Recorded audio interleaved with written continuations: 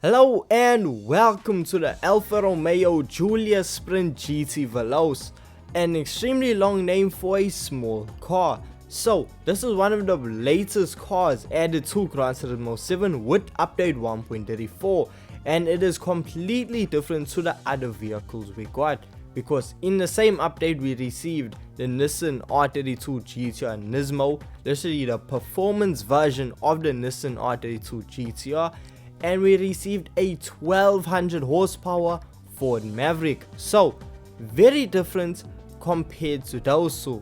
So because of that, I feel like the Alfa didn't really get the attention it deserves. So in today's video we're gonna check it out and see how good it really is.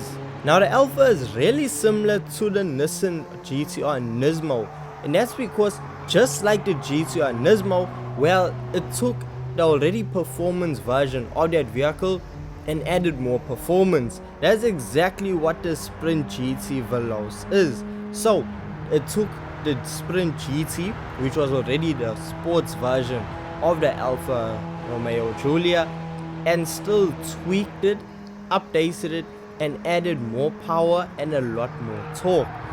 But with it adding a lot more power, the total now comes up to 104 brake horsepower, which is not a lot.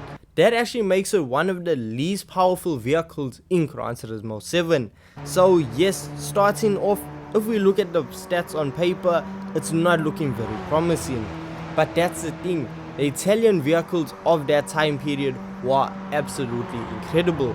And that's not because they had tons of power, because none of them really did, but because Italy just had the ability to take vehicles that aren't really powerful but make them extremely quick. But just by the vehicles being lightweight and have extremely good steering and response, well, it made these vehicles extremely fast when it came to cornering.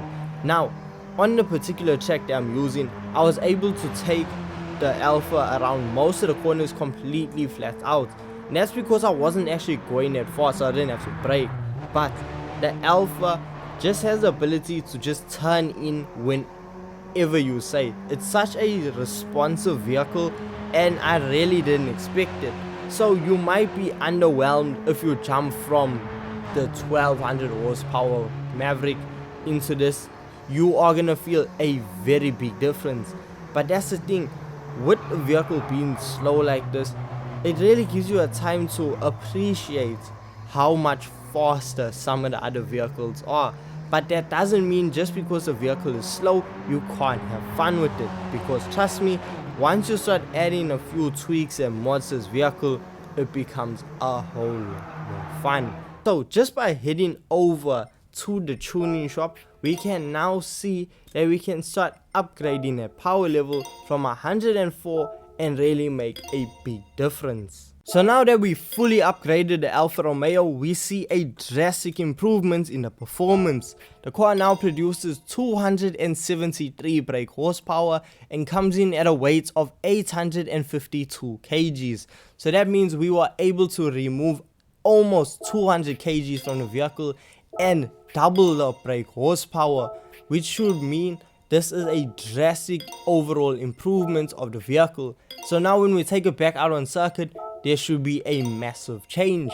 But with this update, I learned through the Maverick that the stats on paper are not always really that true, because when you go out on circuit, how the vehicle can actually handle their power is a real impactful and important detail. You can give a vehicle 2000 horsepower, but if it can't handle it, then the car is utterly useless. So we just need to make sure that the Alfa Romeo Giulia is able to hold down this new amount of power. But before we do that, we're gonna head on over to GT Auto, because with us doing that, we can see that the Alfa is able to do something very special, and that is the car is able to get a wide body kit. For 50,000 credits you can purchase a wide body kit that makes the Alfa Romeo look like a dog that ate a bee.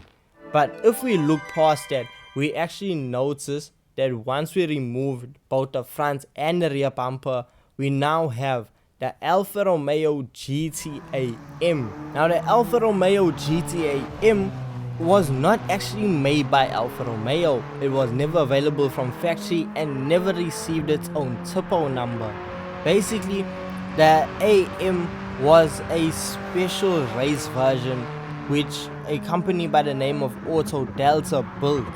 So this was meant for racing and racing only. This company actually made the vehicle extremely powerful, extremely wide, and AM in English translated to lightened enlarged, meaning that the vehicle's body was lightened and enlarged the cylinder capacity.